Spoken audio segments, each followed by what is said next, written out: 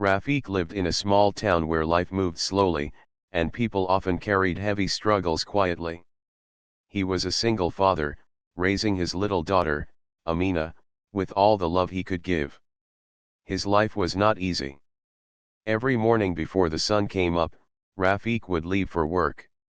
He worked at a repair shop during the day and cleaned offices at night.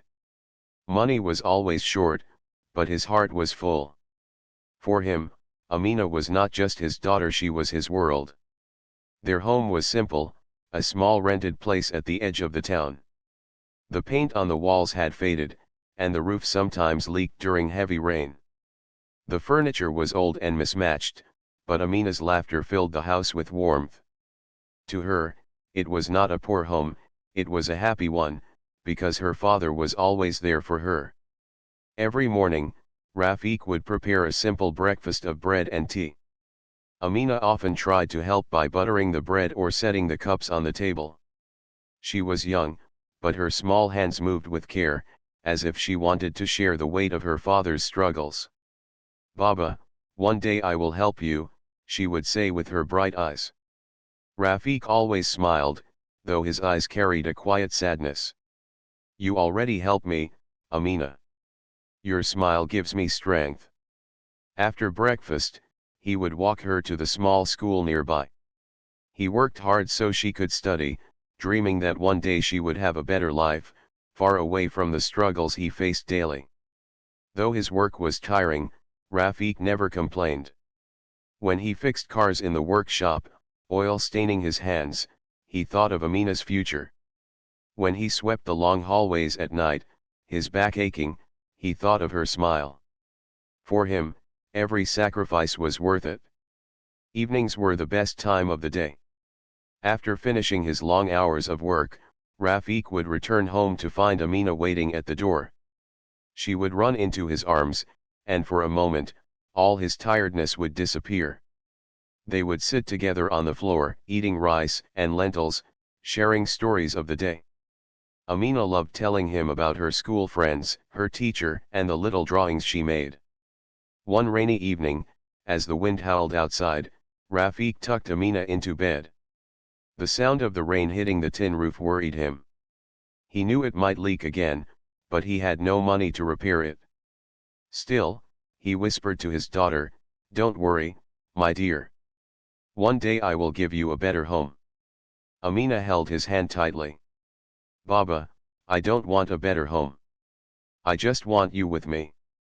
Those words filled Rafiq's eyes with tears, though he did not let her see. For her, he wanted to appear strong, even when his heart was heavy. That night, after Amina slept, Rafiq left quietly for his night shift. The rain was pouring hard, making the road slippery and dark. He cycled through the empty streets, his old jacket barely keeping him dry.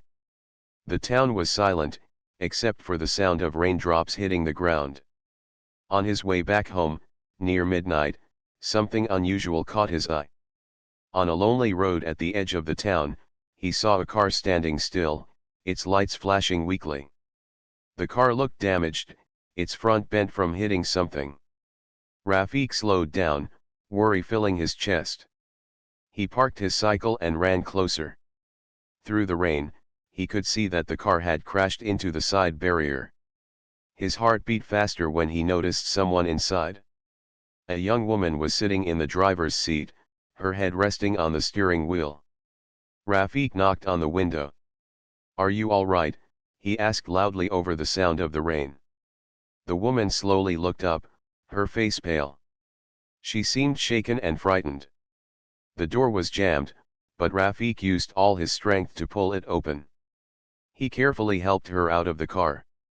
She was trembling, her hands cold. "You are safe now," he said softly, placing his old jacket around her shoulders. The woman looked at him with wide eyes, surprised by the kindness of a stranger in the middle of the storm. She could not speak much, only whispering a weak "thank you." Rafiq noticed she had no umbrella, no phone in her hand, and the rain was falling harder. He could not leave her there. "My home is near," he said gently. "Come with me until morning." The woman nodded, too weak to argue. Together, they walked through the rain, Rafiq guiding her carefully so she would not slip. He did not know who she was, where she came from, or what her life was like. To him, she was simply a person who needed help. And as they reached his small home, where Amina was sleeping peacefully inside, Rafiq had no idea that this single night would change their lives forever. The rain had not slowed when Rafiq led the young woman into his small home. The wooden door creaked as he pushed it open, and a faint light from a kerosene lamp filled the little room. The air smelled of tea leaves and freshly washed clothes that Amina had folded earlier. Inside, Amina was still asleep on the old mattress in the corner, covered with a thin blanket. Her small face looked peaceful, untouched by the troubles of the world. The woman stopped for a moment, staring at the simple scene. She had never seen a home so small, yet it felt strangely warm. Rafiq spoke quietly so as not to wake his daughter. "Please sit," he said, pointing to the only chair in the room. He placed another dry cloth on the table. "You must be cold. Let me get something warm." The woman nodded weakly, her lips trembling from the rain. She clutched his old jacket around her shoulders, grateful for the little comfort it gave. Rafiq moved quickly, putting water on the stove. The fire flickered, filling the room with gentle warmth. As the water boiled, he looked at her again. She had soft features, her hair wet and sticking to her face. Despite the rain and the dirt from the accident, she looked graceful, someone clearly not from his world. "What is your name?" Rafiq asked softly. She hesitated for a moment before answering. "Sarah." Rafiq gave a small nod. "I am Rafiq. That is my daughter, Amina." He pointed to the sleeping child. "Do not worry. You are safe here." Sarah's tired eyes softened. It had been a long time since anyone had spoken to her with such gentleness, without expecting anything in return. Soon, Rafiq placed a cup of hot tea in front of her. She held it carefully, the steam warming her cold fingers. With every sip, her body felt calmer. She glanced around the house, the cracked walls, the old table, the little shelf filled with Amina's school books. Despite its poverty, the room carried something money could not buy: love. "Thank you," Sarah whispered. "You have done so much for me, even though you don't know me." Rafiq shrugged lightly. "When someone needs help, you help. That is all." His voice was calm, as if kindness was not a choice but a duty of the heart. Sarah lowered her eyes. In her world, help was always tied with favors, names, and contracts. But here, in this humble house, she was simply a person in need, and that was enough for him. Just then, Amina stirred in her sleep and slowly opened her eyes. When she saw Sarah sitting there, she rubbed her little eyes in surprise. "Baba, who is she?" Rafiq smiled gently. "Her name is Sarah. She had trouble on the road, so she will stay here tonight." Amina sat up, her messy hair falling over her forehead. She walked shyly to Sarah and offered her blanket. "You can use this if you are cold." Sarah's eyes filled with tears. No one had shown her such simple, innocent kindness in years. She bent down and hugged Amina softly. "Thank you, little one." Rafiq watched the scene quietly, his heart warming at his daughter's generosity. The rain outside continued to pour, beating against the roof. The sound was heavy, but inside the small home, there was a calm silence. Sarah sipped her tea slowly while Amina sat beside her, asking innocent questions about where she came from and if she had family. Sarah smiled faintly but avoided details. She did not want them to know she was the daughter of a powerful businessman, living in a grand house that seemed colder than this tiny room. "Yes, I have family," she said softly. "But tonight, I feel like I found another one." Amina's eyes sparkled. "Then you can be my big sister." The words made Sarah's heart ache with both joy and sadness. She had no siblings, no real closeness at home. This little girl, in her simplicity, had offered her a bond she never had. Later, when Amina went back to sleep, Sarah and Rafiq sat in quiet conversation. He did not ask many questions. He did not pry into her life, did not demand to know where she came from. Instead, he spoke about simple things: the rain, his daughter's love for drawing, the way the town often lost power during storms. Sarah listened, her heart feeling lighter with every word. She had spent so many years surrounded by wealth yet drowning in loneliness. But here, in a house with broken furniture and a leaking roof, she felt a comfort she could not explain. When midnight passed, the storm finally began to calm. The heavy drops slowed into a gentle drizzle. Sarah leaned back on the chair, feeling her eyes grow heavy. Rafiq noticed and quietly placed a folded cloth behind her head. "You can rest," he said kindly. "Tomorrow, when the roads are clear, you can go home." Sarah nodded, her heart strangely unwilling to leave. She whispered, "Thank you, Rafiq, thank you for treating me like a person." Rafiq did not understand fully what she meant, but he simply replied, "In this home, that is all anyone is." And as Sarah closed her eyes, drifting into sleep, she did not know that this night in a poor man's house would stay with her forever. The next morning, soft sunlight slipped through the broken window of Rafiq's small house. The storm had passed, leaving the air fresh and cool. Birds chirped outside, and the sound slowly woke Sarah from her uneasy sleep. She blinked, surprised for a moment to see where she was. It was not her large bedroom with polished floors and curtains, it was a modest little home with faded walls, an old chair under her head, and a kettle resting on the stove. Then she remembered the car crash, the rain, the stranger who had saved her, and the little girl who offered her a blanket. For the first time in many years, she had slept without fear, without the weight of her family's expectations pressing down on her. Sarah sat up slowly. She saw Rafiq moving quietly, preparing breakfast. He placed bread on a small plate and poured tea into 2 cups. Amina was already awake, brushing her doll's hair and humming to herself. When Amina noticed Sarah, she smiled brightly. "Good morning, big sister." Sarah's lips curved into a soft smile. "Good morning, Amina." Rafiq looked at her politely. "I am sorry. We have only bread and tea. It is simple, but please have some before you go." Sarah's heart tightened at his words. The way he spoke carried dignity, not shame. He offered what little he had with respect, not pity. She accepted the bread gratefully and sipped the tea. It was plain, yet somehow it tasted richer than anything she had in her grand home. As they ate, Sarah's eyes wandered around the room. The walls had cracks, the roof showed signs of leaks, and the floor was rough. Yet every corner of the home carried something her own mansion never had: life.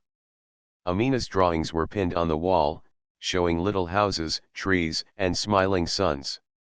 The shelf had a few old books neatly arranged. The air carried the feeling of love and togetherness. "Your home is very warm," Sarah said softly. Rafiq looked at her in surprise, almost amused. "Warm? Most people say it is broken and too small." Sarah shook her head. "It feels full of care. That makes it warmer than any big house." Rafiq smiled faintly, though he thought she was only being kind. After breakfast, Sarah knew it was time to leave. She stood near the door, looking at Rafiq and Amina. "Thank you, for everything. I don't know what I would have done without your help." Rafiq nodded. Anyone would have done the same. But deep inside, Sarah knew not everyone would. He had taken her in without question, shared his food, given her warmth, and asked for nothing in return. That kind of kindness was rare. Just then, a black car appeared at the end of the lane. It was her driver, who had finally found her after hours of searching. The polished car looked so out of place against the dusty road and the tiny house. Sarah felt her heart twist. She didn't want to step into that car so quickly. She turned back to Amina, who was holding her doll tightly. "I will come to see you again," Sarah said, her voice soft but filled with promise. Amina's eyes lit up. "Really? Really?" Sarah replied with a smile, though she wasn't sure if life would allow it. With that, she walked out, climbed into the car, and disappeared down the road, leaving Rafiq and Amina standing at the doorway. All through the ride back to her mansion, Sarah stared out of the window. Her home was large, filled with servants, chandeliers, and luxury. Yet as the gates opened and she stepped inside, she felt only emptiness. The polished floor echoed with silence, the walls were decorated with paintings she never chose, and the rooms felt colder than ever. Her father was away on a business trip, and her mother cared more for parties than for family. No one noticed she had been missing for the night. No one asked if she was safe. The house felt less like a home and more like a hotel where she was a guest. She sat in her room, staring at the expensive furniture, the silk sheets, and the untouched meals on the table. For the first time, she realized how different her life was from the poor man's house she had just left. They had so little, yet they had everything she longed for: love, laughter, and togetherness. As the day passed, Sarah found herself unable to forget Rafiq's calm voice or Amina's bright smile. The picture of that little home stayed in her heart. She thought about how Amina offered her blanket without hesitation, even though it was the only one she had. She thought about how Rafiq treated her with respect, not once asking who she was or what she owned. That night, as she lay on her bed, she whispered to herself, "I will see them again." Her heart knew that something had changed inside her. That crash on the road had not only shaken her car, it had shaken her life. For Rafiq and Amina, the night had been a moment of kindness. For Sarah, it was the beginning of a journey she never expected. Days passed, but Sarah could not remove Rafiq and Amina from her thoughts. She tried to continue with her normal life, attending meetings with her father, walking through long marble hallways, and sitting at dining tables filled with food she barely touched. Yet every time she closed her eyes, she saw the small, cracked walls of that little home and the gentle smile on Rafiq's face. In her world, people spoke with polished words but carried hidden motives. Yet in his world, words were few, but each one was honest. One evening, Sarah sat near the wide glass window of her room, looking out at the city lights. She whispered to herself, "Why do I miss them so much?" She remembered the way Amina had called her big sister and how Rafiq had given her his jacket without a second thought. She had known many rich men, but none carried the quiet strength he did. Sarah knew she wanted to see them again. But this time, she did not want to appear suddenly at their door without knowing more. She wanted to understand who they really were, beyond the little she had seen in one rainy night. The next morning, she spoke quietly to her driver, Ahmed, who had served her family for many years. Ahmed was older, kind-hearted, and trusted by Sarah. She asked him, "Can you find out about the man who helped me that night? His name is Rafiq. He lives on the edge of town." Ahmed looked at her curiously. "Is he troubling you, madam?" Sarah shook her head quickly. "No, no. He saved me. I want to know more about him and his daughter." Ahmed nodded respectfully. "I will ask around." For the next 2 days, Ahmed visited the local workshop and small shops near Rafiq's home. He returned with simple details, but to Sarah, they meant everything. He told her that Rafiq had lost his wife years ago. Since then, he raised his daughter alone. He worked at the car repair shop during the day and cleaned offices at night. People in the neighborhood said he never complained, never begged, and never accepted charity. He was poor, but he carried himself with dignity. When Sarah heard this, her heart tightened. She imagined him working long hours, his hands rough with grease, his back tired, yet still finding the strength to smile at Amina every evening. "And the girl?" Sarah asked softly. Ahmed smiled faintly. "The little one? She is cheerful.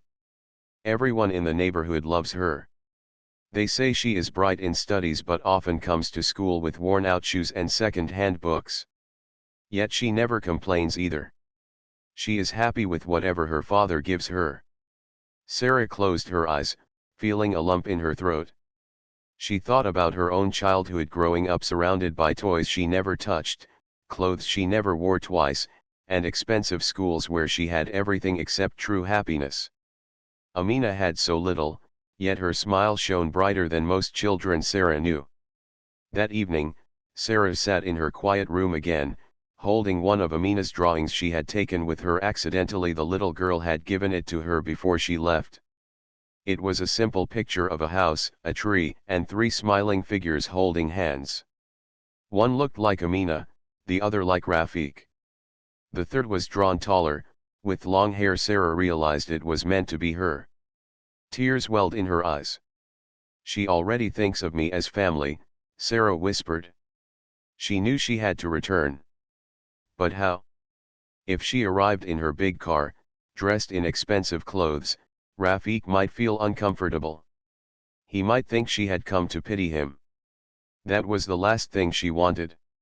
She decided to go as just Sarah, not the millionaire heiress. No jewelry, no fancy dress, just simple clothes and a simple smile. She wanted them to see her heart, not her wealth. The next morning, Sarah dressed in a plain outfit and tied her hair simply. She told her assistant she was going for a walk and instead asked Ahmed to drop her a little distance away from Rafiq's street. She walked the rest of the way, her heart beating fast. When she reached the familiar small house, she paused at the door. The sound of laughter came from inside. She knocked gently. Amina opened the door, her eyes widening in delight. "Big sister," she shouted, hugging Sarah tightly. Rafiq came to the door next, surprised to see her. He looked at her with calm curiosity. "You came back," he said softly. "Yes," Sarah replied, her voice gentle. "I wanted to thank you again. And I wanted to see Amina." Amina held her hand tightly, pulling her inside. "Baba," she promised. She said she would come again. Rafiq's serious expression softened as he saw his daughter's joy. He nodded. "Then you are welcome here." As Sarah stepped into the little home again, her heart felt lighter. She realized that she was not just visiting out of gratitude anymore. She was searching for something her life had always lacked. And though she did not say it aloud, she knew, she had found it here, in this small house with a poor father and his bright-eyed daughter. From that day on, Sarah began visiting Rafiq and Amina more often. At first, her visits were short. She would come by with the excuse of checking if Rafiq's jacket had dried or to ask if Amina had finished her homework. But soon, her steps grew more natural, and her reasons were no longer excuses. She wanted to be there, to sit in the small home where laughter felt richer than gold. Amina welcomed her every time with open arms. "Big sister, you came," she would shout, running to hug her. Rafiq, though quieter, never stopped her from coming. He simply nodded, offering her tea, and treated her as an ordinary guest. Sarah loved that. In her world, people bowed too much or whispered behind her back. Here, she was just Sarah. One afternoon, Sarah brought a small package wrapped in brown paper. She placed it on the table shyly. "This is for you, Amina," she said. Amina's eyes sparkled as she opened it. Inside was a set of colored pencils and a sketchbook. The little girl gasped. "I can draw with real colors now," she shouted happily. She quickly ran to the corner and began filling a page with bright shapes. Rafiq noticed the gift and looked at Sarah. "You did not need to bring anything. We are fine." His voice was polite, but there was a quiet firmness in it. Sarah smiled softly. I know. But it is not charity. It is just a friend giving something to another friend. Her words softened Rafiq's face. He did not reply, but his silence carried respect. Over time, their friendship grew. Sometimes Sarah would help Amina with her schoolwork, teaching her new words in English or showing her simple songs. Other times, she would sit with Rafiq, listening to his stories about repairing cars or the funny things customers often said. She found herself laughing more in that little house than she ever did in her mansion. One evening, Sarah arrived just as Rafiq was preparing dinner. The smell of rice and lentils filled the air. Amina quickly pulled her inside. You must eat with us. Sarah hesitated. In her world, dinner meant silver plates, servants, and long tables. But here, it meant sitting on the floor, sharing from one pot, and eating with smiles. She accepted, and as she took the first bite, she realized it was one of the best meals she had ever tasted. This is wonderful, Sarah said honestly. Rafiq raised his eyebrows slightly. It is only lentils and rice. She smiled. Maybe. But it tastes better because it is made with love. Rafiq did not answer, but she saw a faint smile on his tired face. As weeks passed, Amina began to treat Sarah as part of the family. She would hold her hand while walking to the small market, sit beside her while drawing, and even ask her to braid her hair. Big sister makes the best braids, she would say proudly, showing her simple hairstyle to the neighbors. Rafiq observed this quietly. He could not deny that Sarah's presence brought happiness to his daughter. But deep inside, he wondered why someone like her chose to spend time with people like them. She was educated, graceful, and clearly from a life much bigger than theirs. Yet she came, again and again, without pride, without distance. One late afternoon, the three of them walked together to the park near the town. Amina ran ahead, chasing butterflies, while Rafiq and Sarah walked side by side. Your daughter is special, Sarah said softly. She has a heart full of light. Rafiq nodded. She is my reason to keep going. Everything I do is for her. Sarah looked at him, noticing the tired lines on his face, the roughness of his hands. He was not rich, not powerful, not someone society would call important. Yet in her heart, he seemed stronger than all the men she had known. You are a good father, Sarah said gently. Rafiq looked at her with surprise. Few people had ever told him that. His voice softened. I only try. They walked in silence for a while, listening to Amina's laughter as she played. Sarah felt peace, a peace she never found in the luxury of her own home. That night, as Sarah prepared to leave, Amina clung to her hand. Promise you will come tomorrow too. Sarah knelt and kissed her forehead. I will try, little one. After Sarah left, Rafiq sat quietly on the doorstep, watching the stars. He thought about the young woman who visited them so often. There was something about her that felt different, something he could not explain. She was gentle, kind, and unafraid to sit in their broken home as if it was the most natural place in the world. He whispered to himself, why does she come here? What does she see in us? But he had no answer. Meanwhile, Sarah sat in her grand room, staring at her reflection in the mirror. She should have felt out of place in that little house, but instead, she felt more herself there than anywhere else. Looking at her own eyes, she whispered, this is where I belong. And in her heart, she knew her visits were no longer about gratitude. They were about love, a kind of love she had been searching for all her life.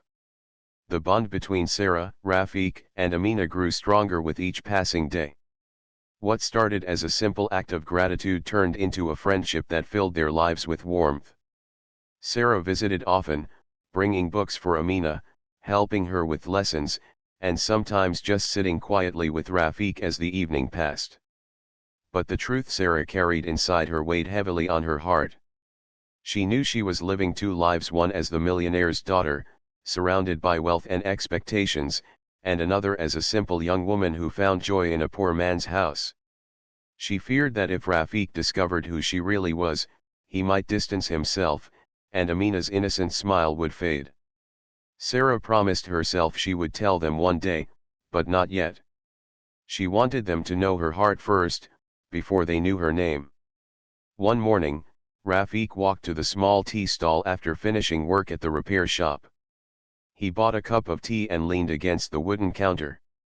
A newspaper lay open on the bench nearby. He picked it up casually, his eyes scanning the front page. And then he froze. There, in the center of the paper, was a picture of Sarah. She was dressed elegantly, standing beside her father at a charity event. The headline read, "Business Tycoon's Daughter Attends Annual Gala." Rafiq's hand trembled. He stared at the smiling face in the picture, the same face that had sat in his humble home, eating rice and lentils with them.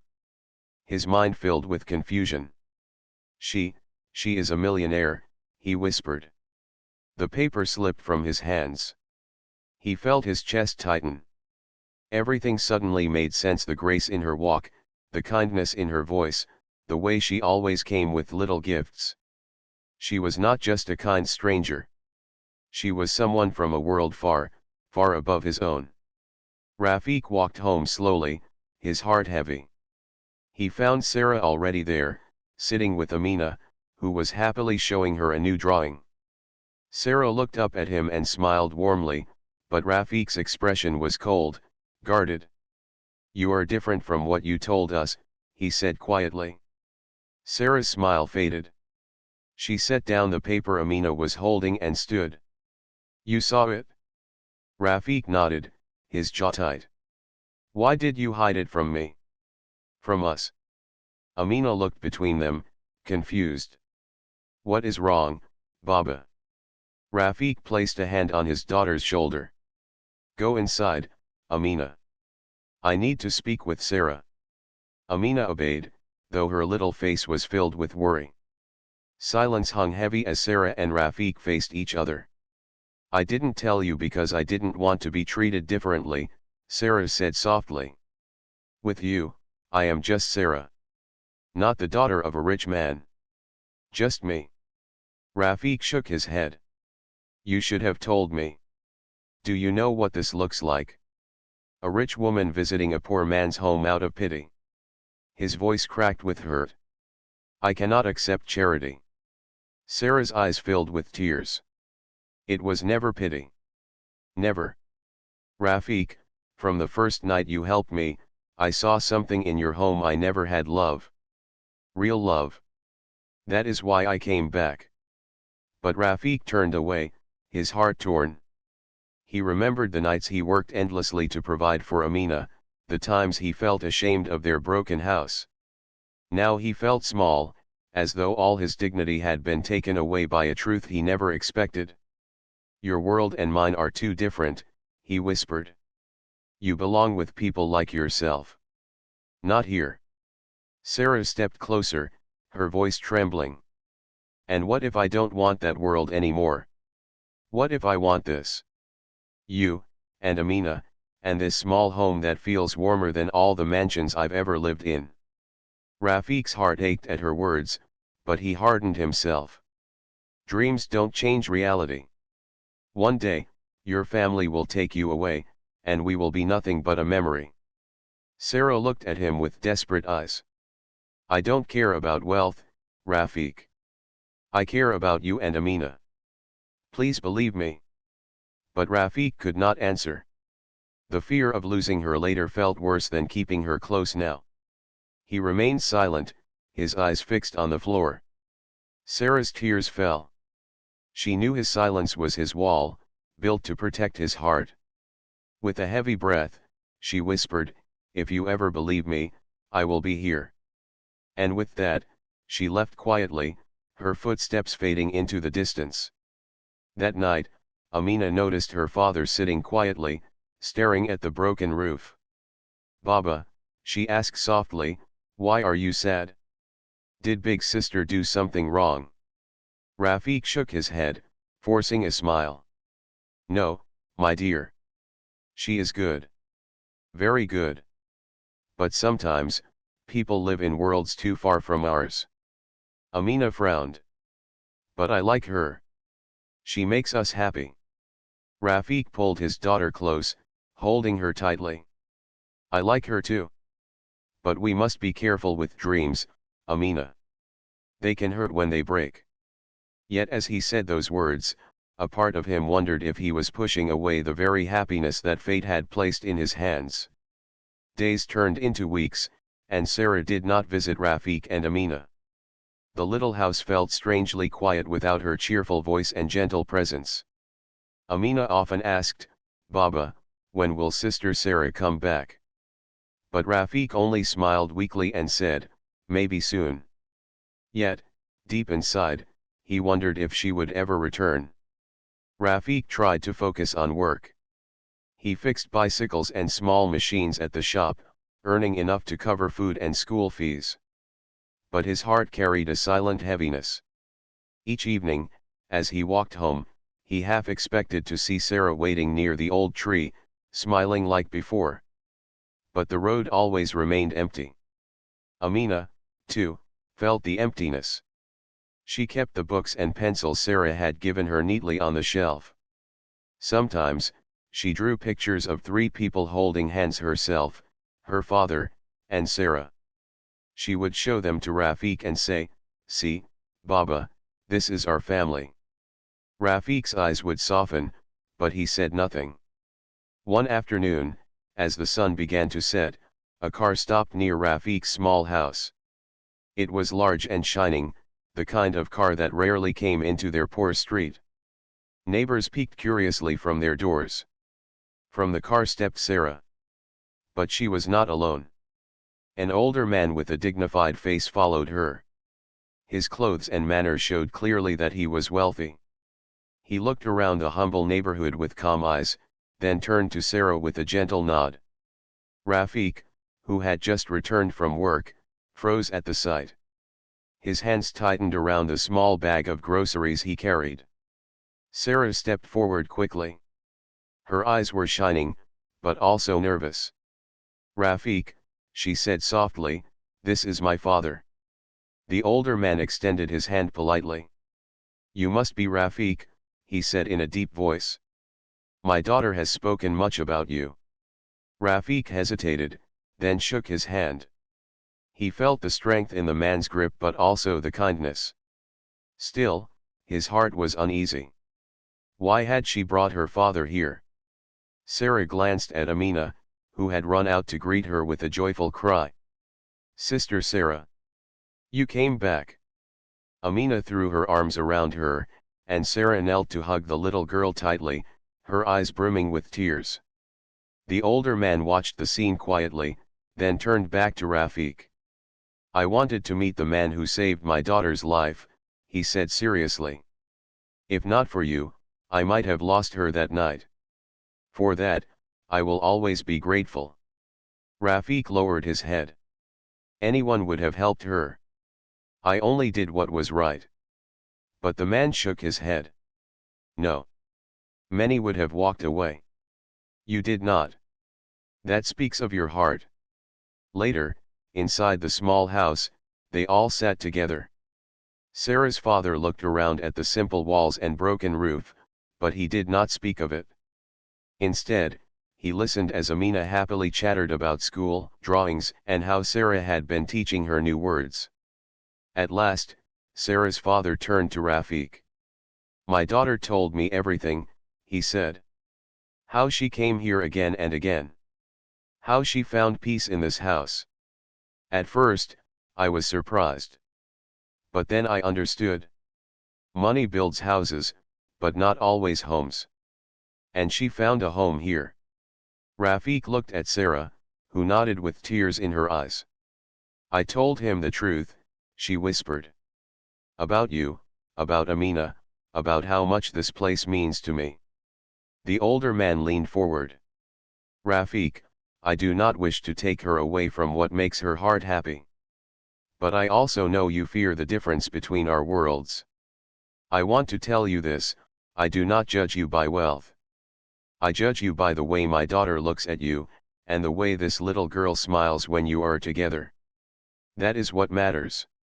Rafiq's chest tightened. He had never imagined such words from a man of wealth. His doubts began to soften, though fear still lingered. Sarah reached out her hand. Rafiq, I don't want to live two lives anymore. I only want one with you and Amina. If you let me, I will stand with you. Not above you, not away from you. Just with you. Amina looked at her father hopefully. Please, Baba. Say yes. Rafiq's eyes moved from Sarah to his daughter. He saw the hope shining in both their faces. Slowly, he realized that love was stronger than wealth, stronger than fear. He had pushed Sarah away because he was afraid of losing her. But in truth, he was already losing her by staying silent. He took a deep breath, then spoke with emotion. Sarah, if you truly choose this life, then I will not stop you. We may not have riches, but we have love. And if you can accept that, then our hearts will be full. Sarah's face lit with joy.